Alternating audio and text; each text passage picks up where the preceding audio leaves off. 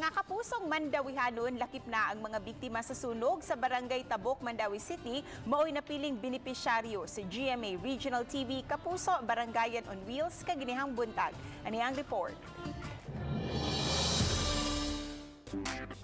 Sa padayong pagserbisyo sa Kapuso Network ngadto sa mga Subuanon, nagpadayon sa paglibot sa Tibok Metro Cebu ang distribution team sa Kapuso Barangayan on Wheels. Usa ka bag nga puno sa mga grocery items o essentials gikan sa mga private partners o sponsors ang giapod-apod ngadto sa kapin usa ka gatos ka benepisyaryo. Usa sa mga malipayong midawat ang barangay street cleaner nga si Apolinaria Layson.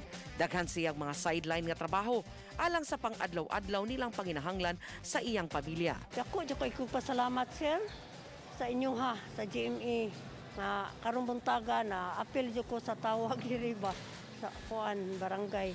Dili lang ang mga benepisyaryo, lakip na sab ang kapitan sa barangay Tabok ang nagmalipayong tungod sa mga regalo nga dalit sa GMA Regional TV. Pasalamat jud kay kuno kay dako kay ni katabang sa atong mga constituent ang inyong gipanghatag, dako kayo kog kalipay nga niabot ni in behalf sa among laging barangay council. Nagpasalamat gid mi among ipaabot ngadto sa GMA Regional TV. Nitabang sa pag-andam sa pinutos nga grocery packs ang regional TV teams o anchors sa GMA Regional TV Balitang Bisdak o GMA Regional TV Live. Gisukipan pa og mga mensahe sa paglaom.